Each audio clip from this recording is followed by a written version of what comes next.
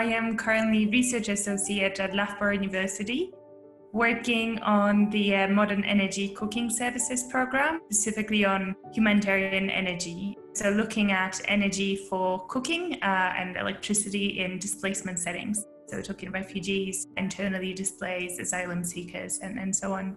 My background is in off-grid solar energy. This is what I did my PhD on, looking at decentralized solar solutions in Rwanda. I am very passionate about energy in the part of the world where a lot of people still lack it. Through my research, I'm really trying to inform the design of different technologies and innovations and policies that enable energy access, but also environmentally sound, that responds to the needs of different groups of people, and that does it faster than perhaps business as usual could achieve. And we're working towards a very tight deadline of 2030. So we've got 1 decade left and still a lot of work to do.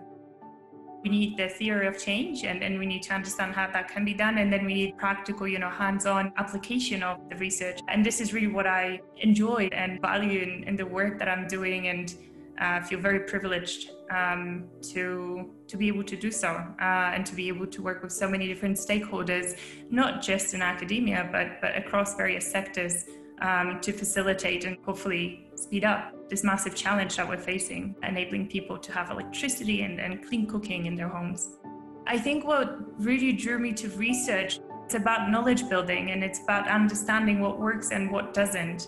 And for me, that was really appealing. It makes me feel lucky that I'm in a position where I can not only do what I love, but at the same time has that ability to help others. It feels very nice to be recognized and appreciated for the work, and I'm glad that my work can be seen as a success in some way. I would say keep going and keep doing what you believe in. It's often a bit of a lonely journey, and it's often easy to forget that we're part of a much bigger ecosystem. Opportunities, take advantage of them, sort of be active in the circles that interest you. Hopefully the future holds research journeys and research collaborations.